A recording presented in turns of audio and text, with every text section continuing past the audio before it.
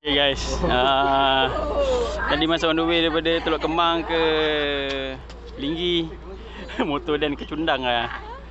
Tak tahu apa salah, tiba-tiba macam berhenti je enjin tiba-tiba kan.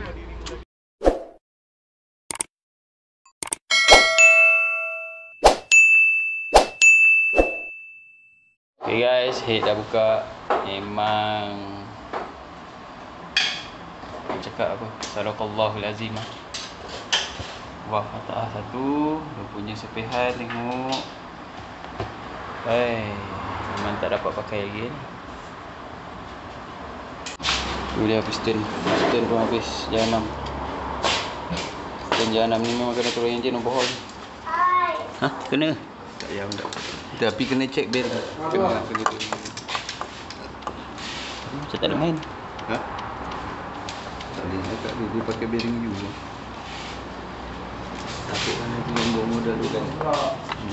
Sebab dia Komen kata turun enjin ni, buang, masuk enjin Domina 400.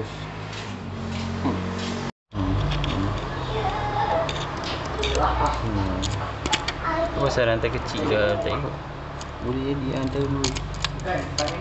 Bila hantar kita rosak kita tukar masa pakai dah.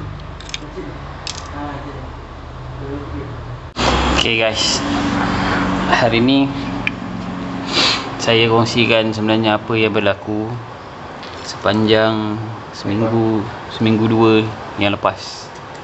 Okay, punca dia start bunyi macam bunyi macam tepet. Tapi tiap-tiap kali saya cek tepet okey. 0.05, 0.08. Tak ada makan pun. Tepet okey. Tapi bila bawa panas dia dah start bunyi kasar. So saya suspect macam marking lari ke apa benda semua. Saya cek lah. Cek sampai bunyi dia dah makin lama makin melampau. Bila start pun dia dah bunyi tik. Tapi bila saya ambil video rekod dia punya sound, memang tak boleh dengar. Halus je bunyi dia. Tapi kalau kita bawa, kita duduk atas motor, bawa kita dengar bunyi tu, memang bunyi. Kita start idle bunyi. Ada bunyi tik macam tu. So macam-macam saya buat. Saya suspect throttle body, injector, rantai kecil dah check, tegangkan, tensioner semua dah check, semua okey. Bukan okey lah, maksudnya saya tak tahu, saya dah check okey benda tu, tapi masih bunyi lagi. Macam tu. Injector sampai tukar injector lain, start bunyi juga. So hari ni tadi pergi ride, pergi Port Dickson, masa pergi okey, tak ada masalah, tapi bunyi tu masih ada lah. So sampai balik tadi dekat Linggi, layan corner kiri kanan, corner. Masa time jalan lurus, tak laju pun, dalam 80 90 macam tu, tiba-tiba dia hop, terus tarik clutch, meluncur, berhenti tepi, dah tak boleh start lah. So sekarang ni saya pun tak tahulah nak cakap macam mana. Tapi bila saya buka tadi ni tensioner, chain tensioner, straight benang chain tensioner ni dah bersepai lah kat sini. Dah pecah. Ada sepihan benang kat sini, benang skru. Maksudnya bila masa dia jam tu, dia dah tendang ni. Sekarang ni patutnya benda ni macam ni. Tensioner guide tu tak boleh nak tolak benda ni. Tapi masa dia jam ni, benda ni boleh beranjak ke belakang. Beranjak belakang, jahanam skru ni. Trik benang skru dalam ni, jahanam. Lepas tu saya check dekat rantai kecil dia, memang ada kesan-kesan ada makan lah sebenarnya. So suspect rantai kecil tu tershift, terlompat, tak tahu lah terlompat satu mata ke dua mata ke kan. Sebab kita enjin tengah running. Ni dia punya gear sprocket. Enjin tengah running, kita tak tahu lah dia boleh berapa kuat dia punya tenaga dia kan, untuk dia lompat dengan rantai kecil. So kecederaan agak serius lah. Tengok ni piston, valve patah, valve intake. Okay, valve intake. valve intake patah, piston jadi macam ni. Ni valve ni patah dekat sini kedudukan dia. Dia duduk macam ni, valve ni duduk sini. Patah ni punca dia pasal dia lari lah, makin lari. Sepatutnya valve dengan piston tak bertemu, tak jumpa. Jadi bila dia shifted, timing chain shifted, tu yang dia jadi benda ni turun, piston naik. Tu yang dia. Hai, cium. Okay, ni dia punya head. Head pun teruk jugalah ni, tengok di sini. Ini yang tadi valve patah ni kat sini.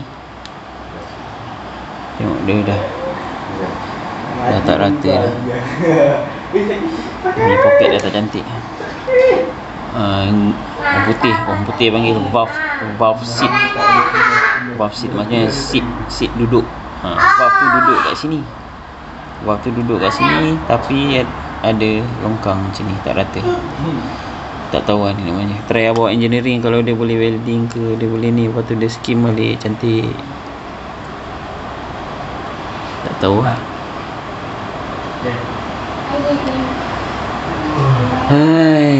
Yang lain-lain. Tapi enjin ni kena overhaul juga. Kita nak check lah, lalang dah ni kan. Kita overhaul juga. Turun semua, tengok crankshaft.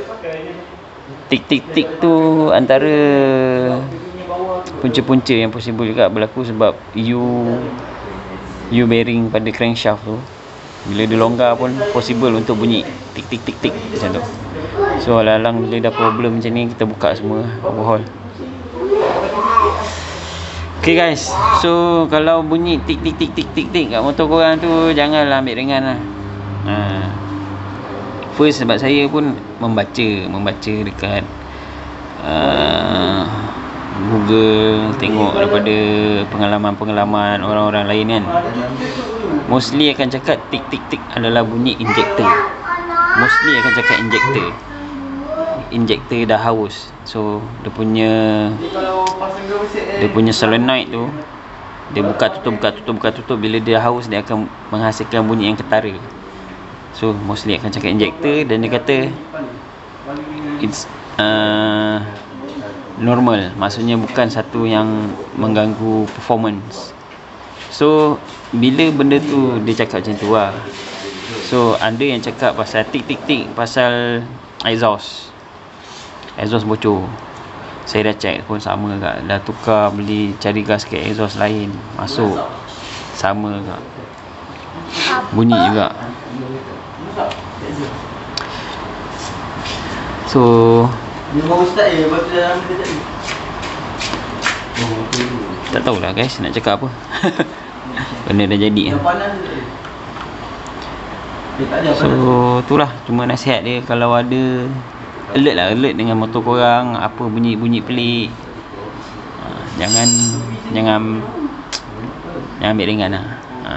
Ini saya pengalaman saya ni jadikan sebagai pengajaran untuk yang lain.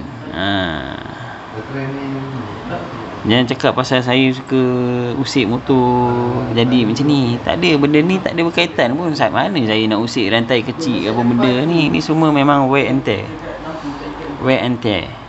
Okay, benda tu pakai, haus, jadi macam ni.